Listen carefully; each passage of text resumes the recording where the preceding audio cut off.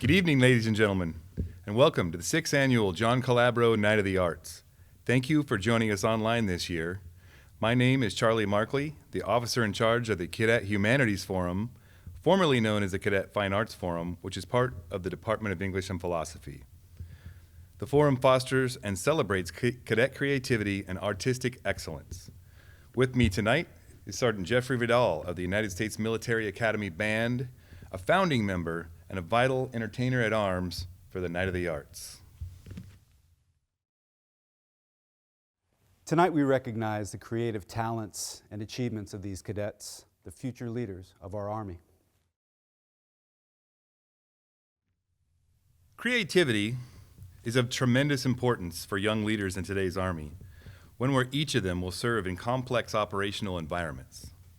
According to the Modern War Institute here at West Point, the Army's leadership manual makes more than 100 references to creativity as a critical leadership quality, since officers are expected not only to execute their commander's intent, but to conceive effective ways to implement it. In other words, the Army doesn't want robots, it wants creative, tactical, and strategic artists. The awards for creative writing and artistic achievement, which we'll be presenting shortly, are annual competitive awards in the categories of music, film, poetry, prose, photography, and studio arts. While this ceremony is all about the cadets, there are also multiple faculty members working behind the scenes who make this possible. So I'd like to recognize some of the officers and cadet club leaders who encourage these creative minds. The Creative Writing Forum is led by Captain Aubrey Ingalls, Captain Phil Tervainen, and Cadet Chris Hebert. The Studio Arts Forum, led by Major Nate Pfaff, Captain Lauren Ward, and Cadet Chelsea Grogan. The Film Forum, led by Major Grant Pinkston, Captain Erica Rodriguez, and Cadet Rodrigo Artolozaga. The Black Culture and Arts Forum, led by Captain Erica Rodriguez, Dr. Colleen Isles, and Cadet Hamilton Griffin. The Philosophy Forum, led by Dr. Graham Parsons, Major Hunter Cantrell, and Cadet Joshua Faust. The Jazz Forum, led by Major Steve Thomas, Sergeant First Class Jeffrey Vidal, and Cadet Mark Jascott. And finally, the Speech and Parliamentary Debate Forum led by Lieutenant Colonel Alex Weiss, Captain Berto Santos, and Cadet Luke Stoner. Please give them all a hand.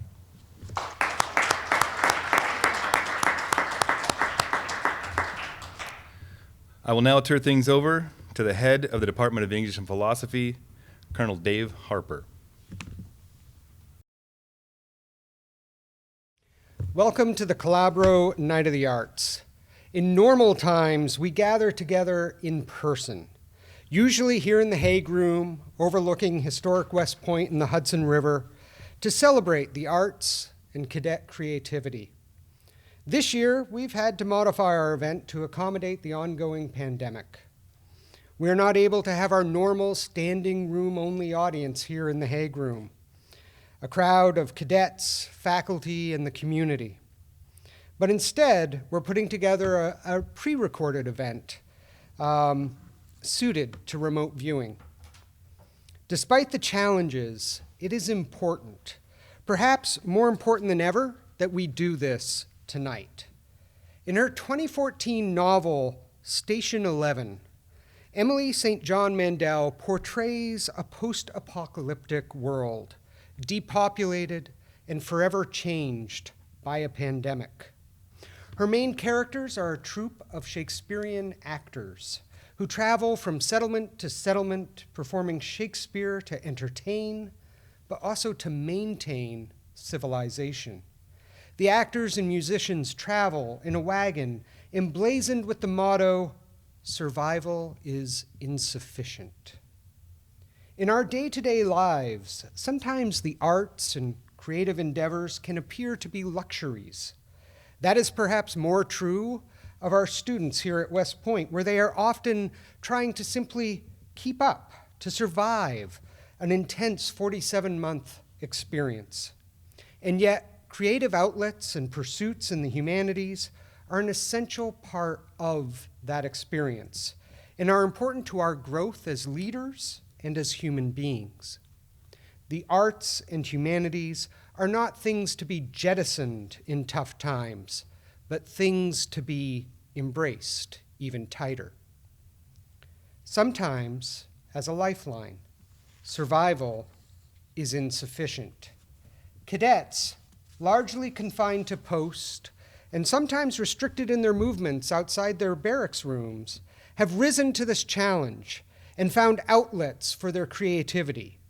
From doing remote Shakespeare monologues for their literature class, to continuing the tradition of the costumed Soch run, to producing spirit videos, to the creation of memes, lots of memes.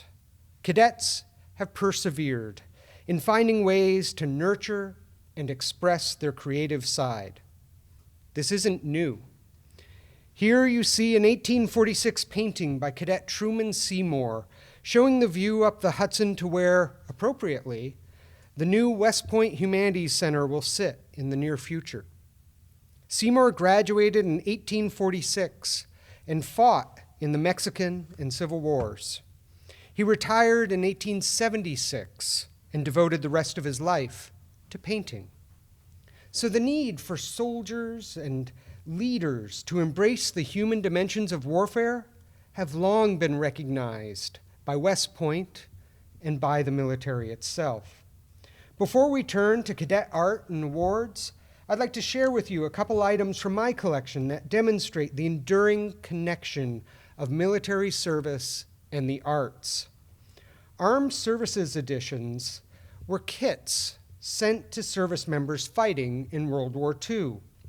The mailing box you see here held 8 books, printed half-size to conserve paper, and so they might fit in a cargo pocket.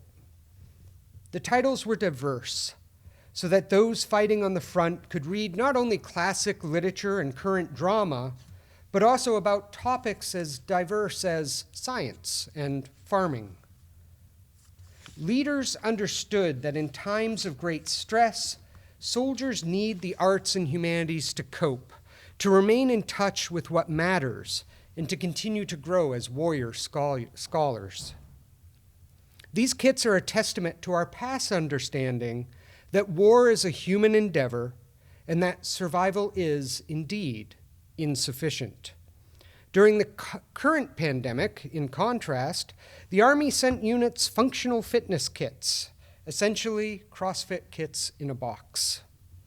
While the physical strength of an Army remains important, intellectual and moral strength is what allows one to bring it to bear in a contemporary operating environment that reaches into space, considers artificial intelligence, conducts operations in cyber realms, and where wars may be fought and won during non-kinetic competition in new media spaces. As we bring back the very uniform pictured on the Armed Service Edition's mailing box, might we also bring back our devotion to developing warrior scholars who embrace intellectual pursuits and champion the very things that make us most human? The cadets we celebrate tonight, with their achievements in photography, film, poetry, and music, remind us that this spirit remains alive. They remind us that the arts and humanities, creativity, keeps us healthy and grounded even in the darkest times. That as we look with the eyes of a photographer or a poet, we may gain more intel than we might otherwise.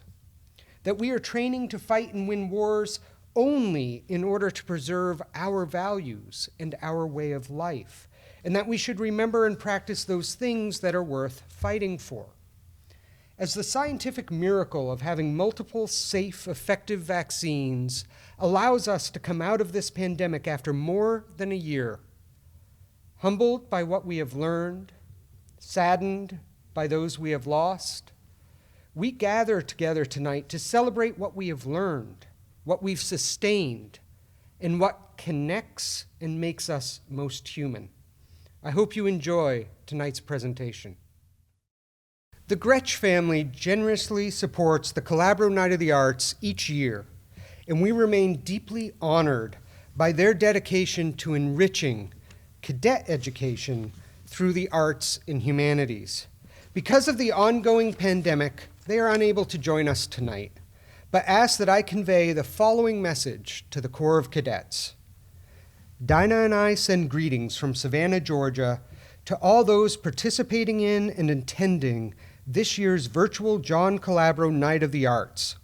We have wonderful and special memories of attending this event in person in years past, and look forward to doing that again with you soon.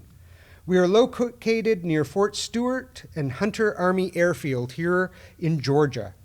Georgia Southern University has 3 campuses in our part of the Low Country.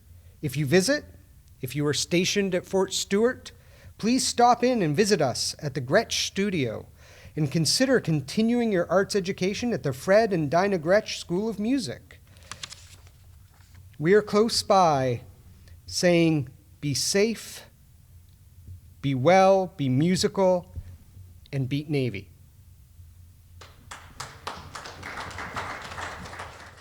Thank you, sir. And now, Sergeant First Class Vidal, please introduce us to your jazz performances. Thank you, sir. Since 2015, it's been, I've had the distinct honor of being the non-commissioned officer of the Cadet Jazz Forum. And this year is very special to me, where we have 3 graduating seniors that have been members of the group each 4 years of their time here at West Point. And that's just something that's very special to me. It's the first time it's happened. This year, getting the group together to play and perform safely was important to us at the outset of the pandemic. And once we were able to get in the room and play music, it was just brutally obvious how important the outlet of music was for the cadets to deal with COVID, and especially dealing with their very unique West Point COVID environment.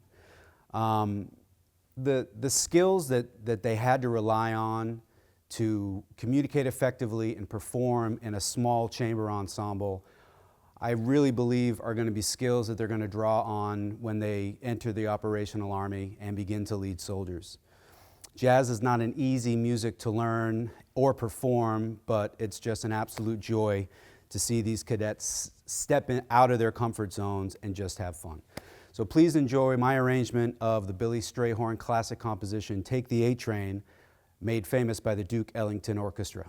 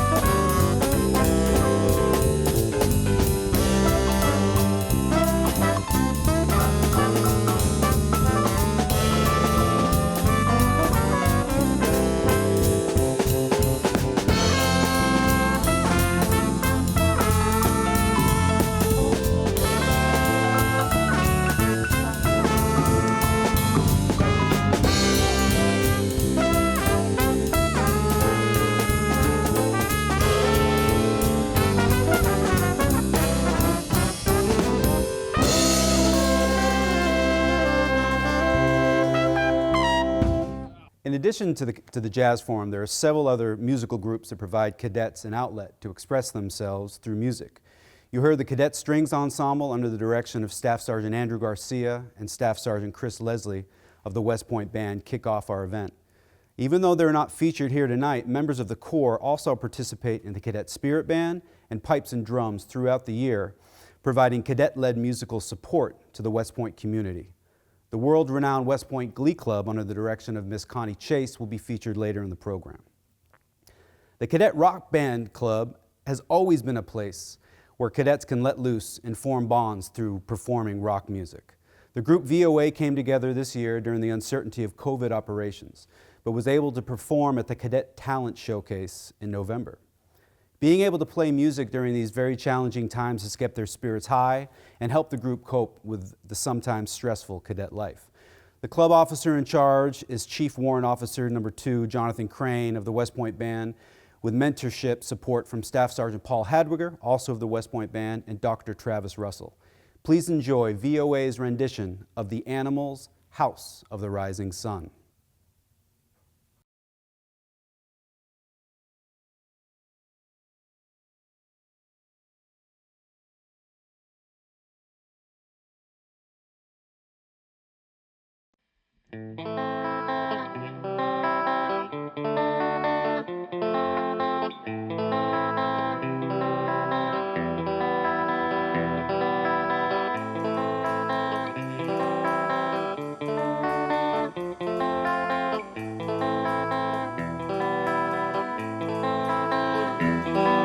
There is a house in New Orleans they call the rising sun, and it's been the ruin of many a poor boy, and God, I know I'm one.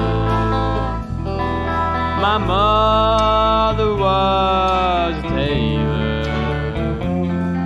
She sold my new blue jeans. My father was a gambling man down in New Orleans.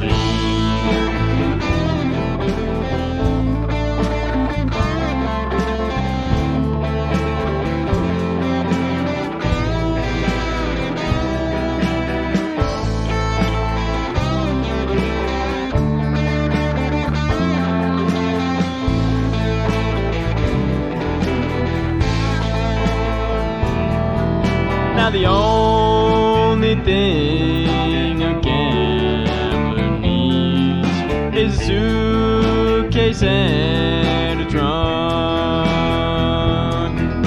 and the only time that he's satisfied is when he's on the drum.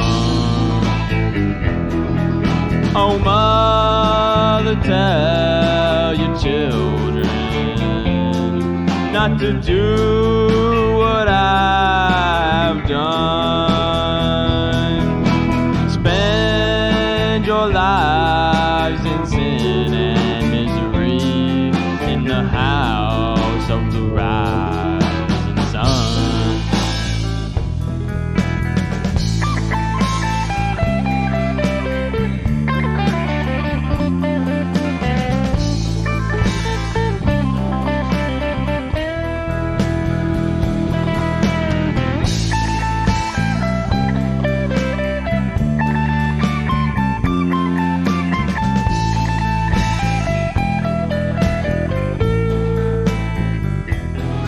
I got one foot on the platform and the other on the train.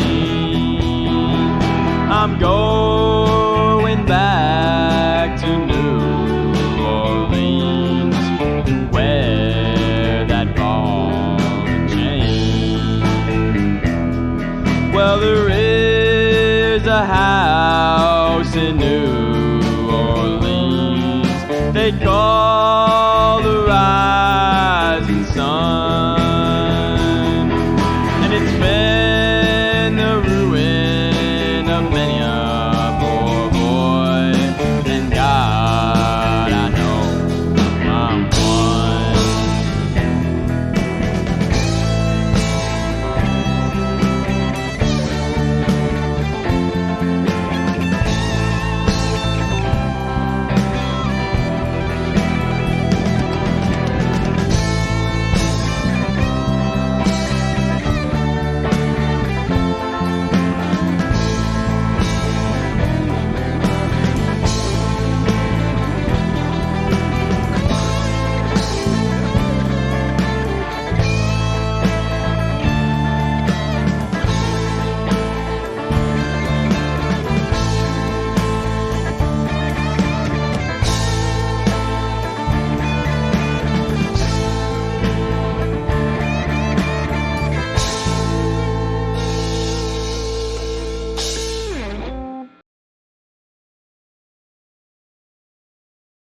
Whereas most universities have music degrees and faculty dedicated to teaching students how to play their instruments, the United States Military Academy relies on our greatest resource, the West Point Band, for musical mentorship. Multiple non-commissioned officers volunteer their time, energy, and expertise to cultivate aspiring musicians, enhancing their 47 months spent developing leaders of character. Free time is a scarce commodity during a cadet's time at West Point, and these NCOs offer an outlet for cadets to skillfully express themselves artistically. Apart from the brilliant groups you'll see tonight, several cadets submitted individual performances to showcase their musical talent. Of the many entries we received, 2 stood out above the rest. Each represents an original piece, one vocal and one instrumental, that showcase 2 very different songs across 2 very different mediums.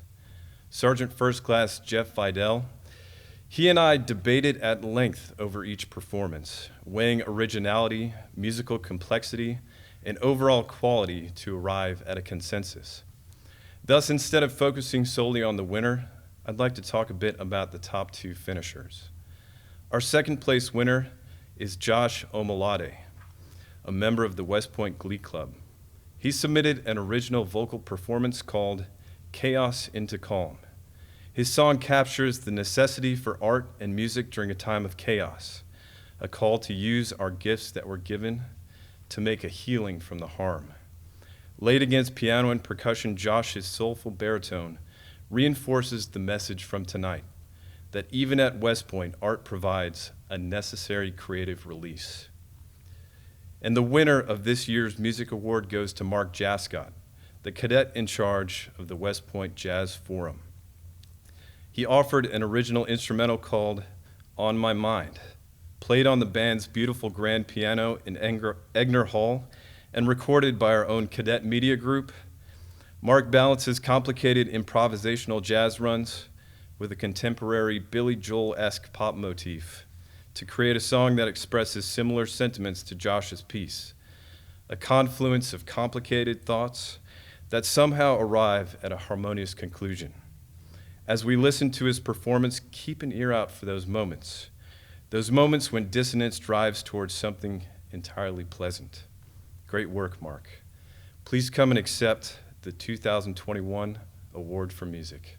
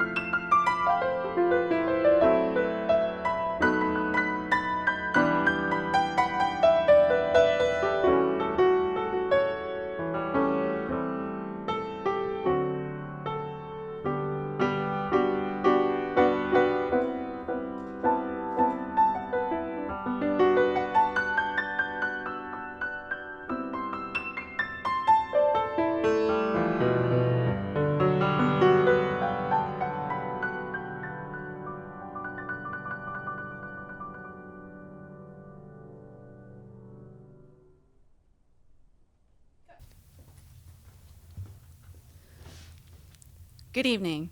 I'm Captain Erica Rodriguez, the OIC of the Film Forum. The West Point Film Forum is a place for cadets to gather for their love of film, whether viewing, creating, or both. This year's winner of the Film Award represents this overall love and passion. Cadet Alexis James, recently recruited to the Film Forum, recalled the brief introduction on film analysis from her Ian 101 course last semester to aid in the creation of the scene. And although much of Cadet James's time is devoted to the West Point volleyball team, her personal passion for acting and fashion design remains evident in her one-woman Shakespearean scene. The short film we present to you tonight was filmed entirely from an iPhone and displays an instinct for purposeful camera angles, framing, and production design to create a highly stylized mise-en-scène. Her keen eye for fashion emphasized the character differences by creating stark silhouettes.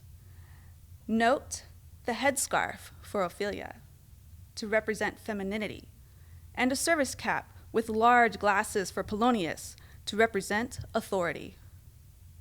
Her rendition of Hamlet speaks to the outstanding film creativity within the cadet ranks of West Point. Cadet James, please join me to accept your award.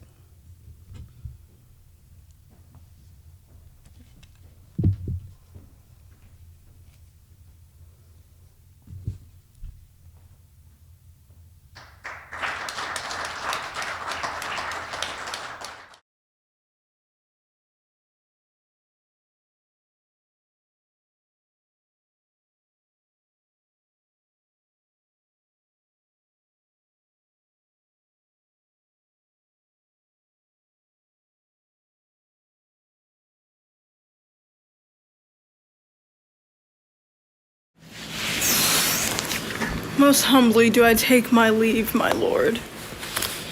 The time invests you. Go.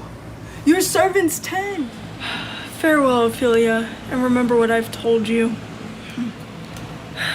'Tis in my memory locked, and to you yourself the key you shall keep of it. Farewell.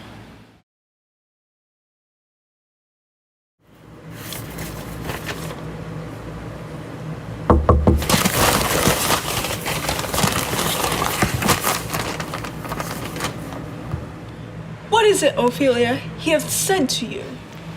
So please you, something touching the Lord Hamlet. Marry well be thou.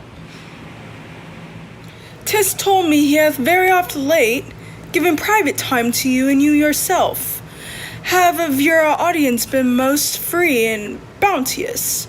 If it be so, as so 'tis put on me, and that in way of caution, I must tell you, you do not understand so clearly as it behooves my daughter and your honor. What is between you? Give me up the truth. He hath of late made many tenders of affection to me. Affection? Pooh! You speak little a green girl, unsifted in such peerless circumstance. Do you believe his tenders, as you call them? I do not know, my lord. What should I think? Marry, I will teach you. Think yourself a baby. That you have taken these tenders for true pay. Which are you not, sterling? Tender yourself more dearly, or not to crack the wind of the poor phrase, wronging it thus. You'll tender me at full. My lord, he hath importuned me with love in an honorable fashion. Aye, fashion you may call it. Go to. And hath given countenance to his speech, my lord, with almost all the vows of heaven. eye springs to catch woodlocks. I don't know. When the blood burns, how prodigal the soul lends the tongue vows these blazes daughter, giving more light than heat, extinct in both, even in their promise, as in a making. You must not take for fire. From this time, be something scanter of your maiden presence. Set your entreatments at a higher rate than a command to parley. For Lord Hamlet believes so much in him that he is young.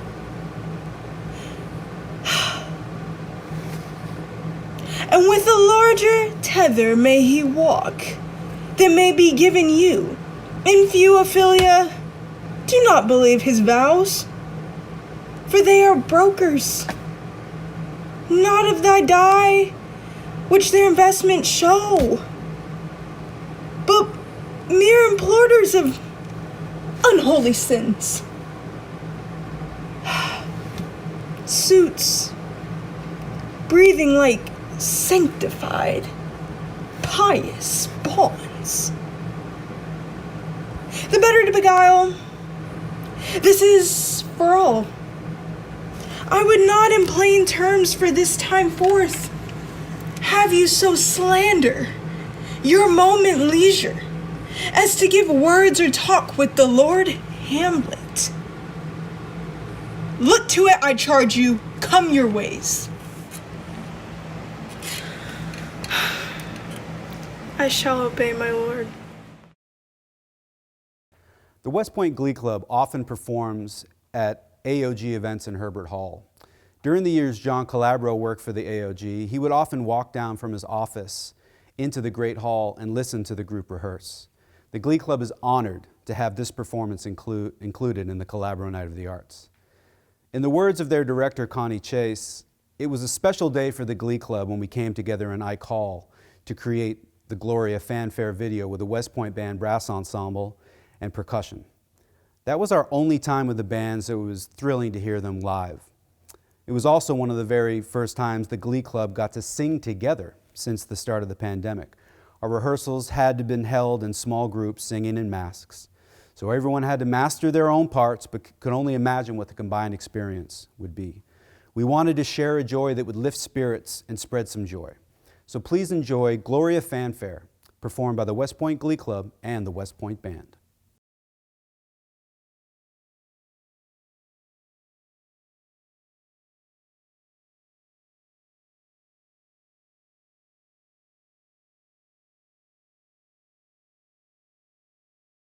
Come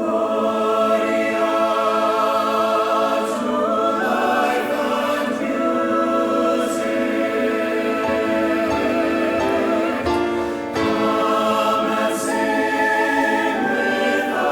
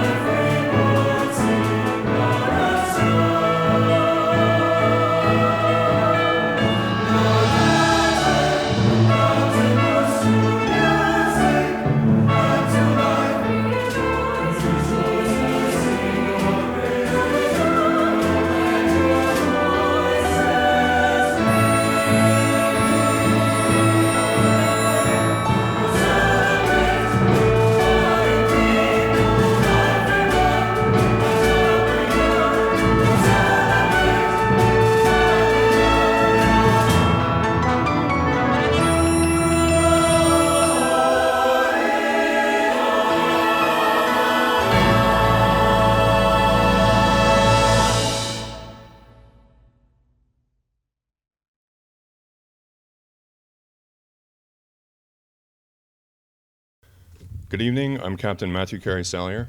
As one of the judges on the committee for poetry this year, I found myself returning to a question posed by the British poet laureate Ted Hughes. What's writing really about? For Hughes, it's about, quote, trying to take control of the reality of your life. For West Point cadets, that expressive control and that representation of the reality of their lives is mediated in a special manner by common forms of life at the Academy. Over the past year, cadet creativity and poetic self-reflection have been particularly challenged and have particularly flourished in the unanticipated constraints of the pandemic. In Wordsworth's terms, cadets have had to negotiate themselves and renegotiate themselves, as well as the work and meaning of writing, within a sonnet-like, scanty plot of ground, whether a barracks room, a square on-screen in an online conversation, or a series of calculated formal distances, often between home or between one another. It's my pleasure, then, to present awards for poetry to 3 cadets who have managed to exhibit particular expressive control and risk in negotiating and rendering both the realities and the possibilities of their lives. In 3rd place, Cadet Langdon Ogburn for his poem 1,075.5 Years. Cadet Ogburn cannot be with us tonight. In 2nd place, Cadet Andrew Keith for his poem Moments.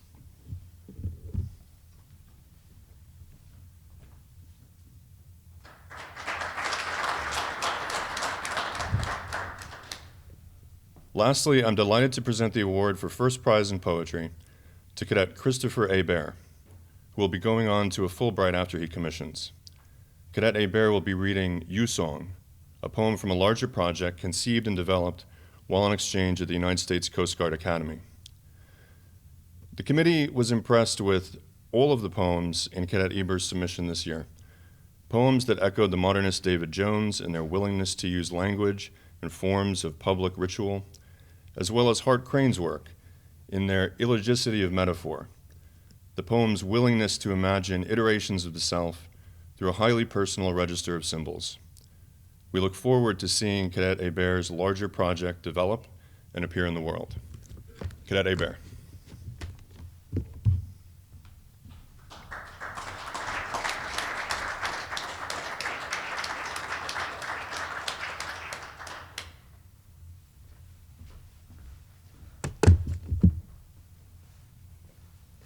Thank you, sir. This is my poem called You Song. You are mud, glitter spilling on the dance floor, strobe lights, blurred confessions. You are the blonde boy on the glass table, singing, singing, singing. No, you are mud, blood spilling in a cold desert, gunshots and sandstorms, blurry night vision. You are the soldier. This is my body. Cradled by another, this is my blood, fading, fading, fading. You are mud, dust, racing out of the heavenly tailpipe, the rib of Adam rattling in an empty urn. Now let us offer each other a solitary crow on the church steeple, a sign of peace. Thank you.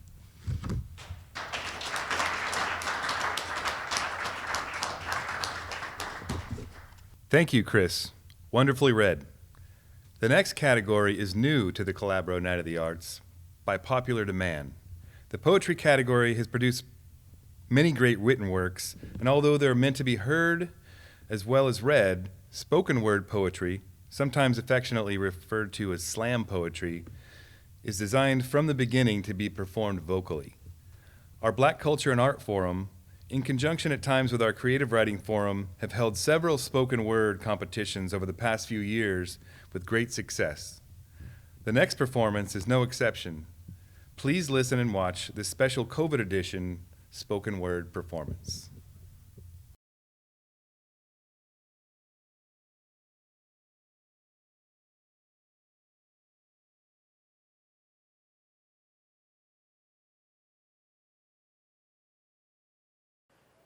I remember when COVID came down and spring break dried up with the NHL, MLB, and NBA.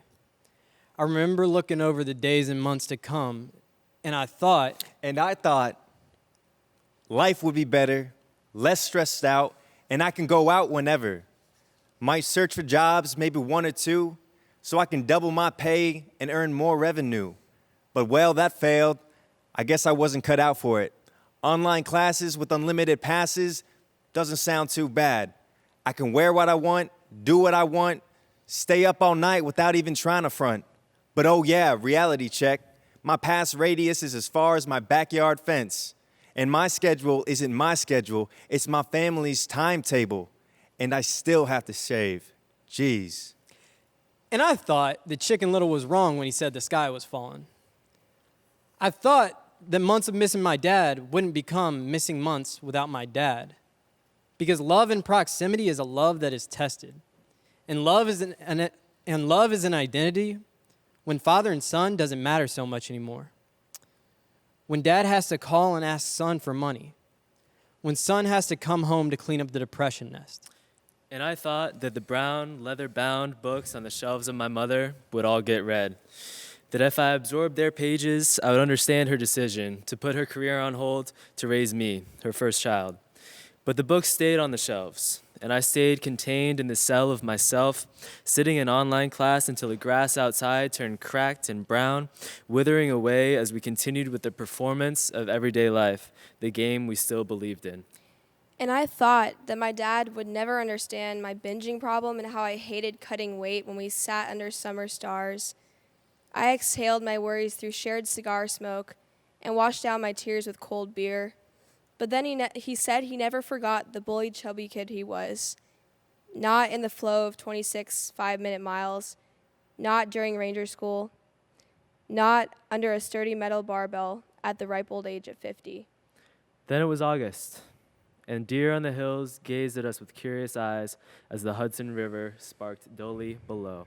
And I didn't know that despite Spotify's wealth of tunes, there was no genre called depression, no artist quite like suicide. The long gray line is full of faces, each seemingly spotless, free of weakness. We fail to recognize those struggling souls whose faces constantly curl into smiles, never frowns. And we can never appreciate friendship more than when it happens to simply be in the right place at the right time to save souls such as these. And I didn't know that I could see my freedom slip away so easy. I co-signed it and resigned to find silver linings.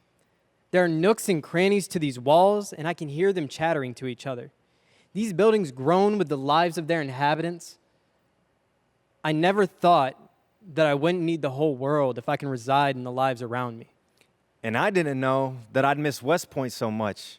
Out in the field with ready-to-eat meals, I was excited to feel the rush. But then academics hit, and I got flattened like a 2-piece knuckle sandwich with nothing to show for it. In one ear, out the other, the information kept slipping through my mind like butter. Drip, drip. Too much of anything can make someone feel sick. And I didn't know, or I couldn't tell, that the spell we felt still and the lights strung across Legion Square meant hope, until we were ordered to take them down. That being fixed in one position was like being stuck in the mud, but this mud was the kind that stayed and wouldn't wash away, no matter how hard we prayed. That in our fishbowl, there weren't goldfish or carp, but sharks that smelled the blood of our extended silences. But I didn't know that being trapped on a college campus would teach me lessons about love. But I didn't know that those closest to you would surprise you, no matter how well you thought you knew them. But I didn't know that as the birds would return to the trees surrounding the cold, gray barracks buildings, so too would we. But I didn't know that I would have the strength to persevere, like the rose in the concrete that will continue to grow and never disappear. Good evening. I'm Captain Aubrey Ingalls, OIC of the Creative Writing Forum. This year's prose competition of short fiction was decided by the finest of margins. Each of the submissions contains elements of superior storytelling, characterization, and authorial voice. While each story was a joy to read, so too were the stories and characters varied. The field of entries ranged from stories of loss and fears to adventures of triumph and discovery. Congratulations to each of the cadet writers for creating something of their own, something good. Deciding the top 3 places in this competition was not a simple thing. Because of the overall quality of the entries, a 3rd judge was ultimately needed to decide the winner. In 3rd place, Epiphany by Cadet Timothy Clements. Can you just say in 3rd place again? Sure.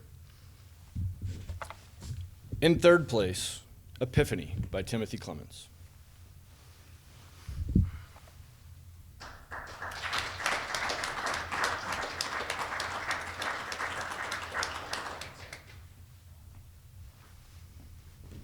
In 2nd place, Surname Reflection by Cadet Jungmin Huang.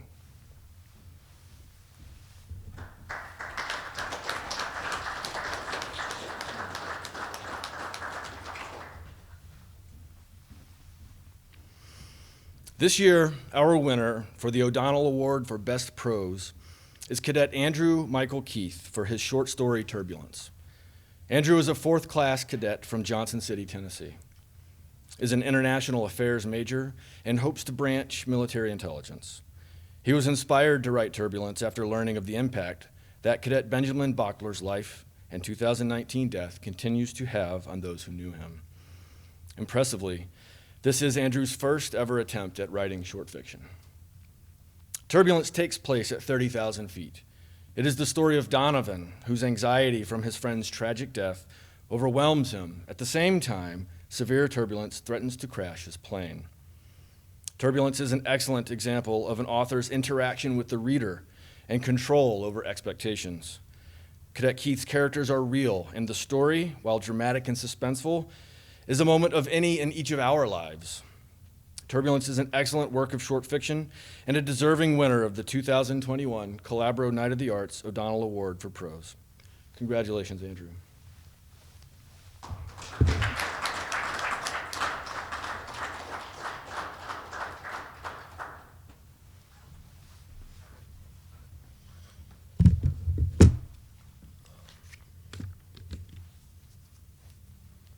Thank you for this unexpected honor.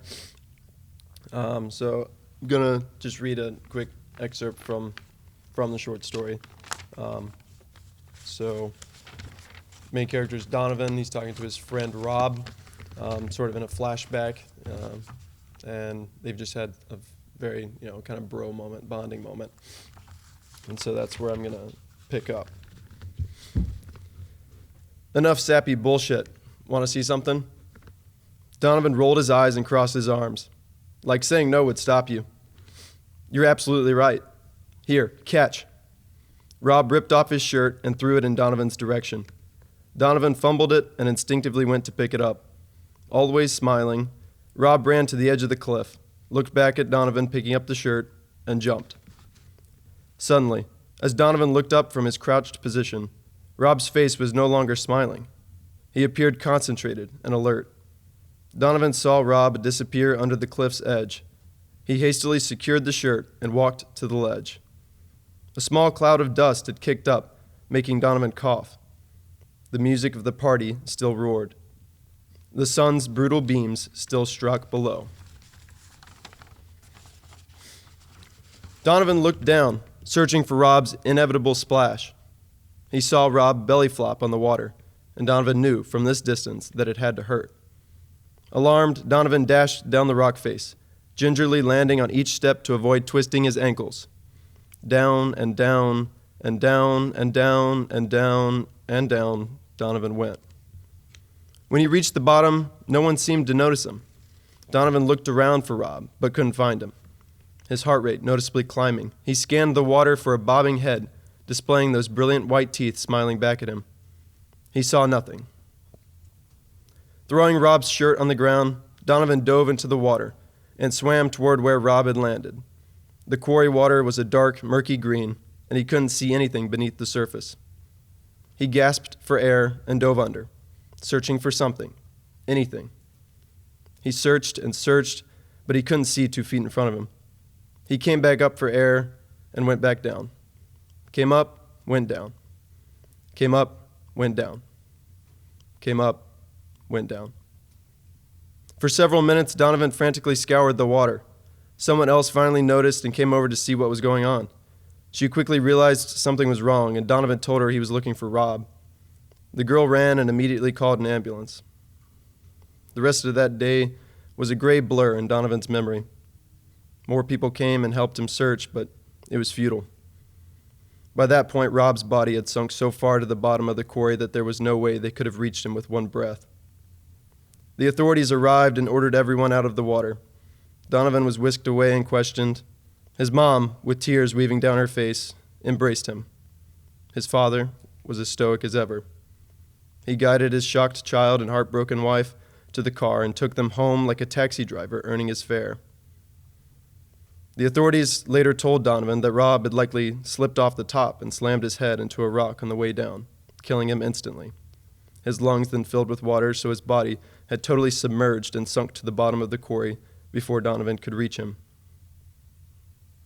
He stopped shivering, and the plane rocked back and forth in the turbulence. Perhaps it was not the heights themselves that are scary. What is terrifying is the possibility of falling, trading the comfort of solid ground for the unpredictability of a space yet still unexplored. He moved back to a more comfortable position in his chair. The stocky man to his left let out a raucous snore, mucus pouring out of his nose and smothering his cheeks. The dead man's limp head now hung and hugged his chin with a horrifyingly surreal countenance, more closely resembling a face from Guernica than that of a human being. Donovan anxiously cracked his knuckles and ran his finger over them, back and forth. The plane lurched again. The sweet stewardess's smile had evaporated, back and forth. The other passengers whispered. Perhaps they spoke of confusion and danger, perhaps of pleasantries and deaths in the family. Back and forth, back and forth. All the stewardesses huddled by the cockpit. The plane then violently jolted downward, throwing the sweet stewardess onto the ground, ripping all the trash out of the bag. The cabin continued its quiet whispering, back and forth, back and forth. The plane went down, down, down, back and forth, back and forth, back and forth. Sir! Donovan looked up. The man to his left was wiping the sleep from his eyes. The man to his right was looking directly at him, concern emanating from his caring countenance. An unused bag of green tea lay in Donovan's lap.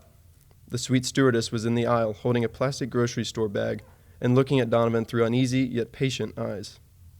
Yes? Sir, do you have any trash you'd like to throw away? No, I don't have anything. She politely smiled and continued walking down the aisle. Thank you.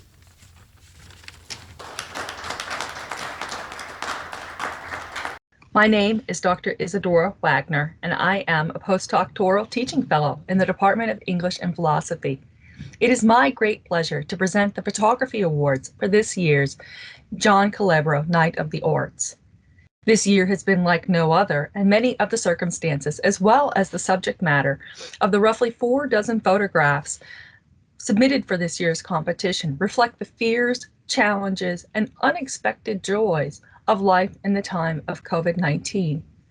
Photography is primarily a solitary occupation, one in which each photographer frames not only a slice of the world, but a particular gaze, imparting something of both the universal and the subjective through each photograph. It is because of this capacity of photographs to communicate as images a uniquely human perspective that makes them at once so irresistible, transcendent, idiosyncratic, and powerful. In judging this year's entries, the selection committee had a tough job. Many of the images are excellent. These are among the very best, though. First place award goes to Cadet Angeline Trichler from the class of 2021. Angeline is from Tallahassee, Florida, and this is not the first time she has received recognition in the photography category for the John Calabro Night of the Arts.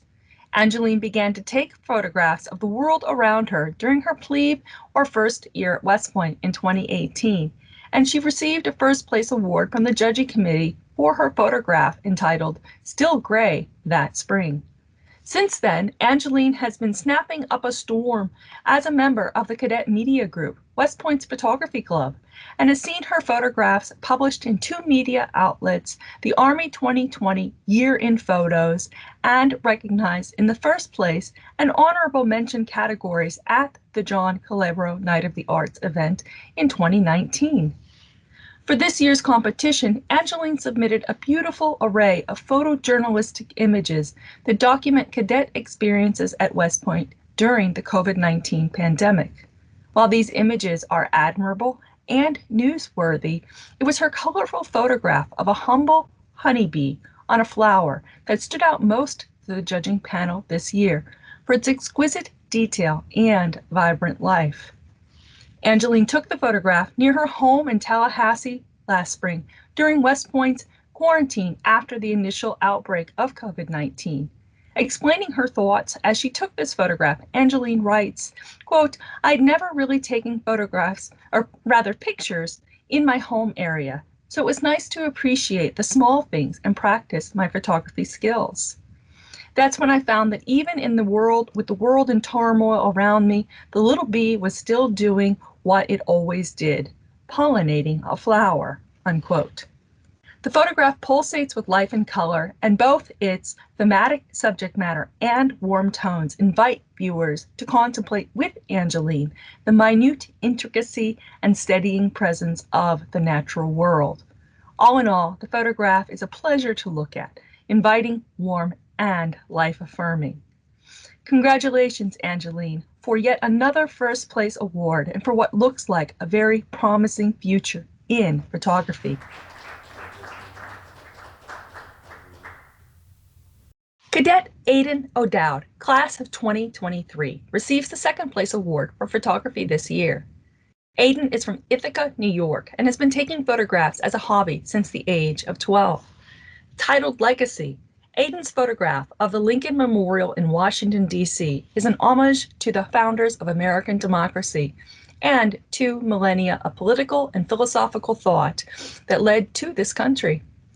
The photograph's sweep of sunset-hued colors and low camera position add to the grandeur of the memorial by placing the viewer's gaze in a visually lower plane. The selection judges especially noted the photograph's saturation of colors, particularly the capacious golden light on the memorial's west side, adding an auspicious and yet somber grace note to this picture.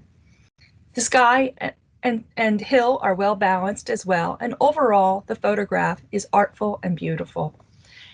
Aidan's previous work has been published in Motorcyclist Magazine and Cycle World Magazine. On behalf of the John Calabro Night of the Arts Planning Committee, I congratulate Aidan for his photograph's second placement this year and wish him many happy photo shoots to come.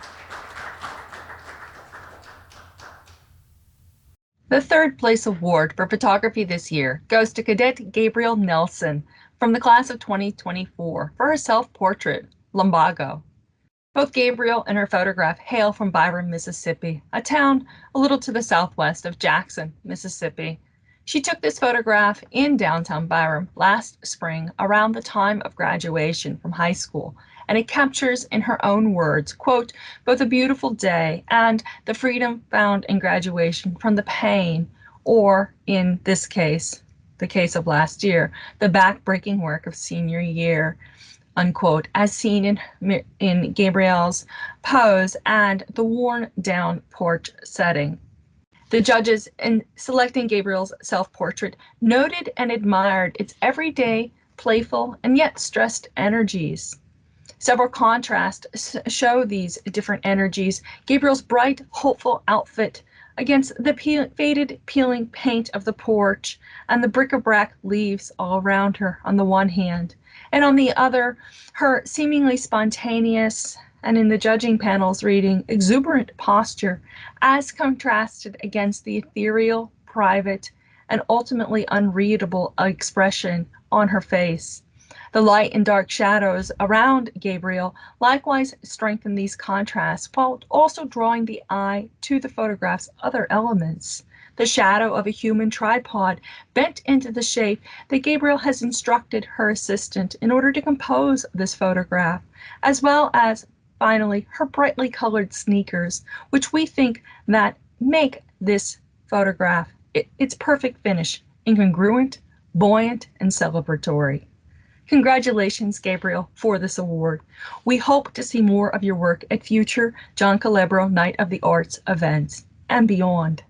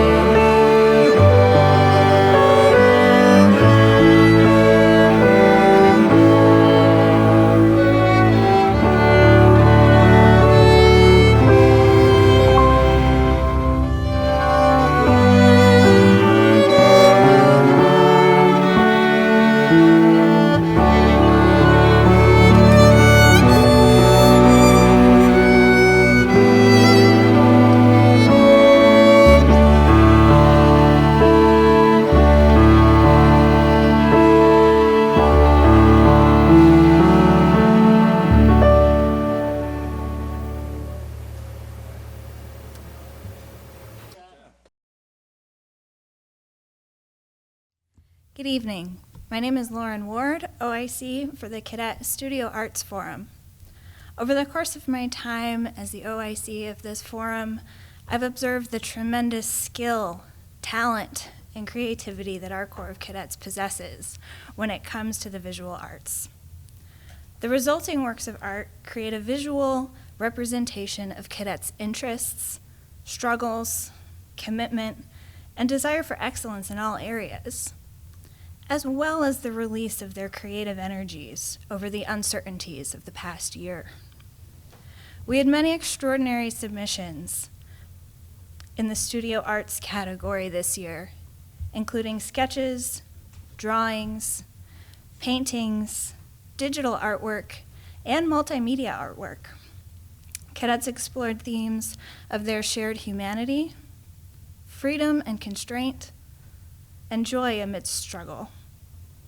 After much discussion and deliberation amongst the Studio Arts Forum officers, I'm pleased to announce our prize winners this evening.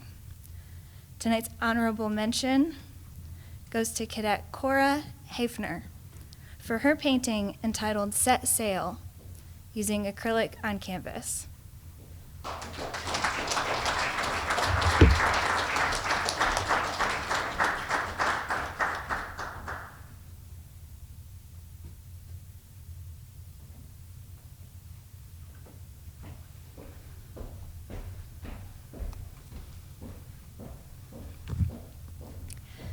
Third prize is awarded to Cadet Yijin Bei, who is unable to be here tonight, for her painting, Ben, an oil painting portrait of the artist's younger brother. Second prize is awarded to Cadet Gabrielle Nelson for her mixed media piece entitled Tried in the Fire, Purified. This mixed media artwork uses burned brown craft paper, layered magazine paper, and acrylic paint.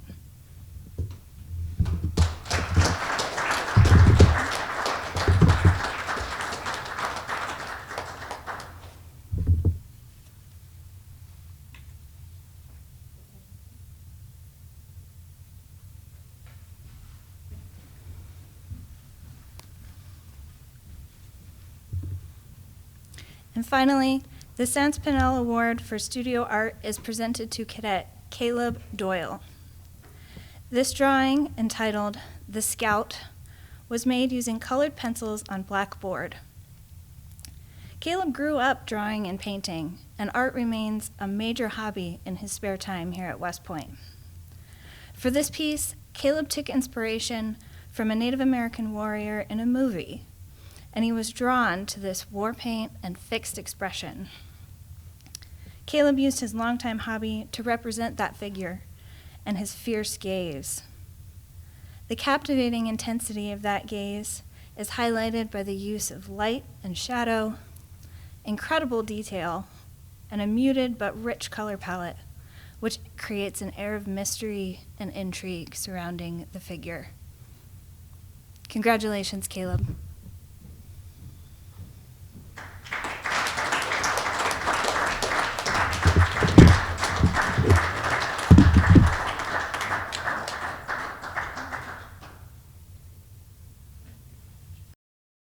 Colonel and Professor Emeritus John A. Calabro, Jr. served his nation and his Army before his West Point graduation in 1968, right up to his untimely passing in 2013. For nearly 20 years, Colonel Calabro served in the Department of English. As a course director for nearly 15 of those years, he mentored hundreds of faculty members and fostered the critical thinking and communication skills of more than 14,000 cadets. Following his retirement from the Army, Colonel Calabro joined the executive staff of the West Point Association of Graduates in 1998. Notably, he served for 7 years as the Vice President for Alumni Support, leading and managing services for more than 45,000 West Point graduates and their families. From 2007 through 2013, he served as Second in Command, Senior Vice President and Chief Operating Officer, personally guiding the integrated functions of the association and serving as the association's secretary.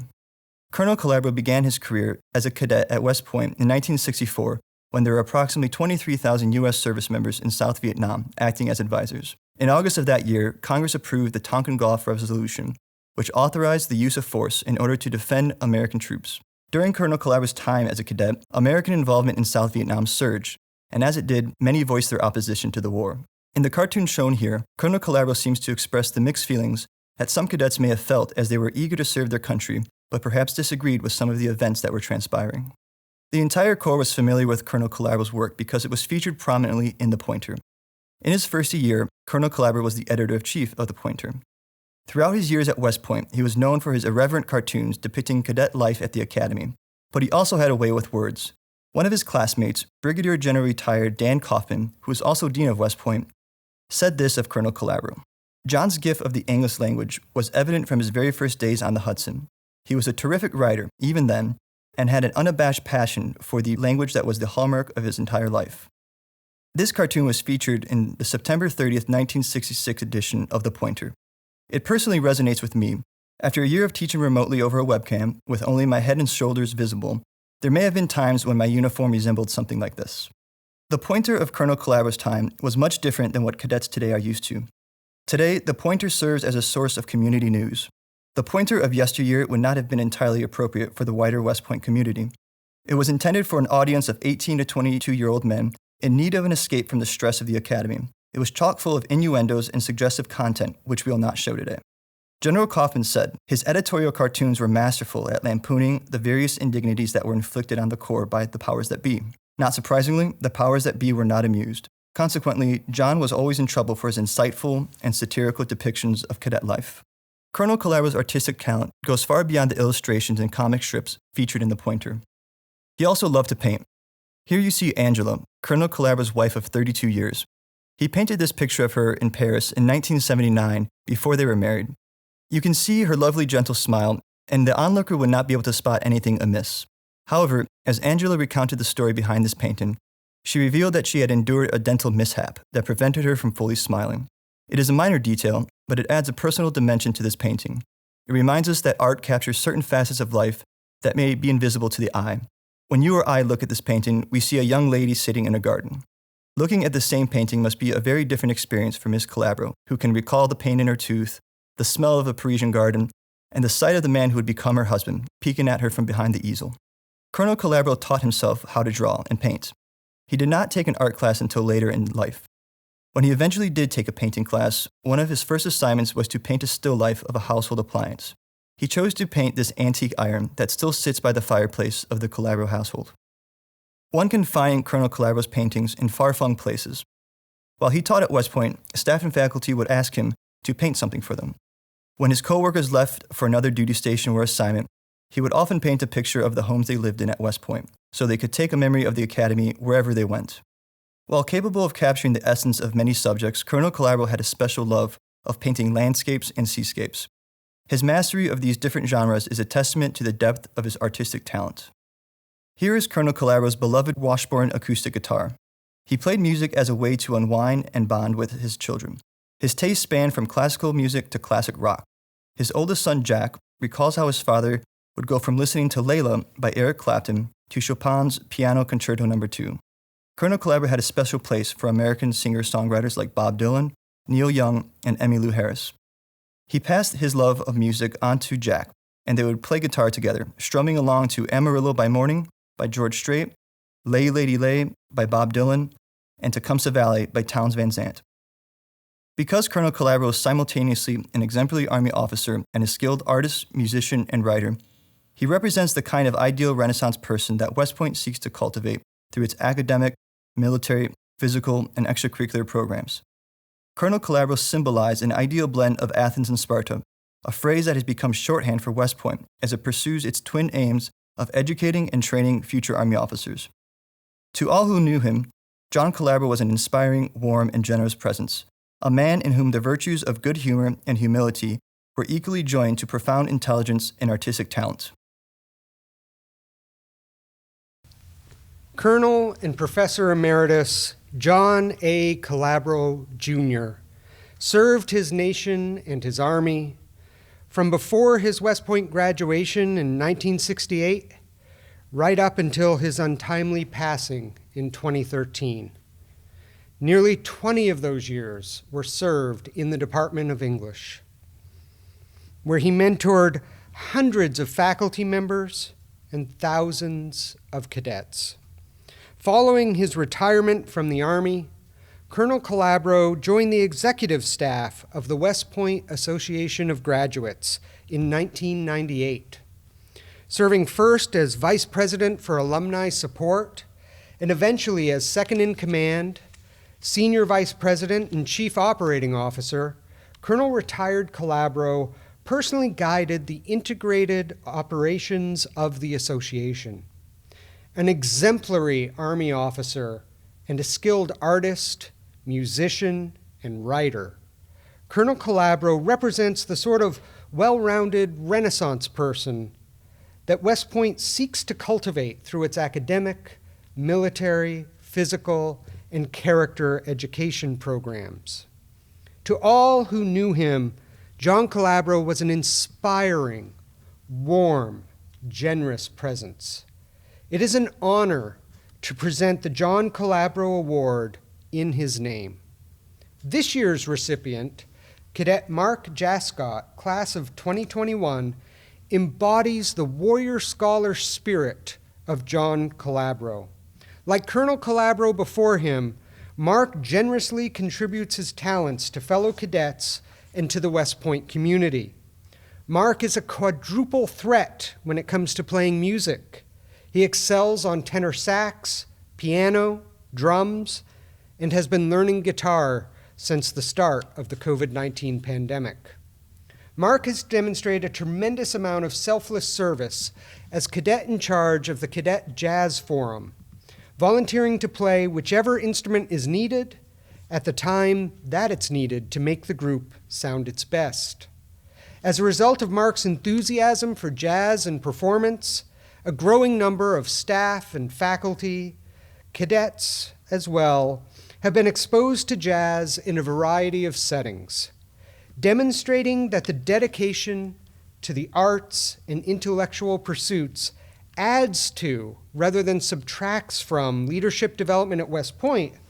Mark seeks continuously to improve himself in every aspect of the academy.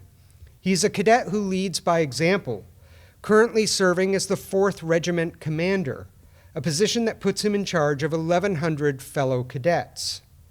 Mark's passion for creative expression and genuine dedication to leadership excellence embodies the spirit of Colonel Calabro.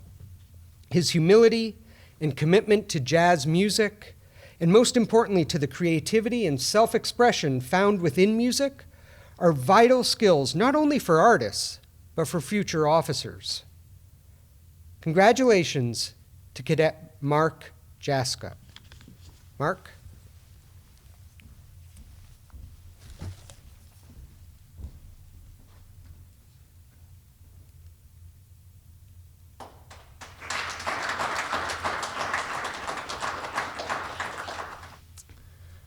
Thank you very much, everyone. I'm incredibly honored to have received the John Calabro Award tonight and to be placed along an incredible history of fantastic musicians, artists, writers from past cadets at the United States Military Academy.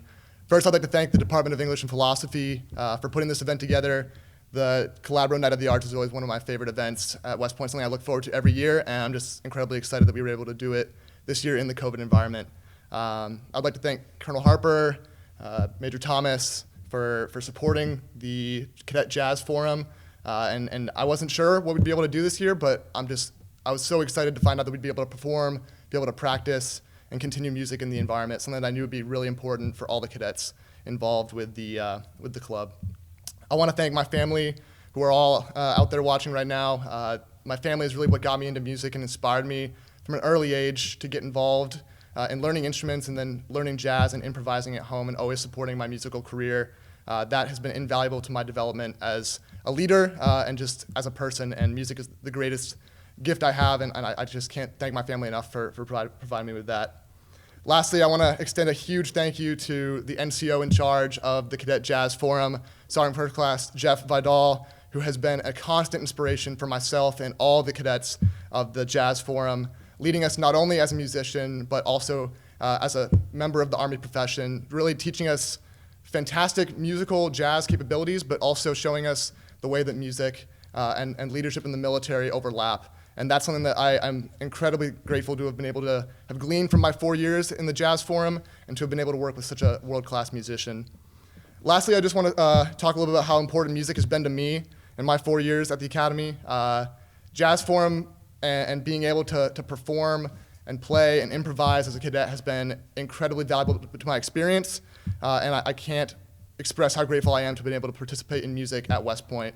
My plebe year, it was incredibly important to get me through some of those tougher days, to be able to have something to look forward to at the end of the day, to go improvise, hop on my instrument, and jam with a great group of friends. And then this year, especially in the COVID environment where things were much more uncertain as to where we'd be heading and what we'd be doing, having music as a way to release, a way to spend those weekends where we're not used to being stuck so long on post, having something to do and being able to express myself with music has been incredibly valuable. So thank you again to everyone for this award. I'm incredibly humbled and honored to have been the recipient of the John Calabro Night of the Arts, and I hope you all enjoyed the performances from this evening. Thank you.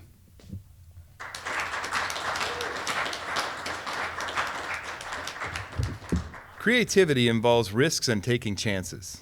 As Ralph Waldo Emerson once wrote, "Do not be too timid and squeamish about your actions. All life is an experiment. The more experiments you make, the better." One is often faced with a choice to remain on the sideline or engage fully with others and embrace life.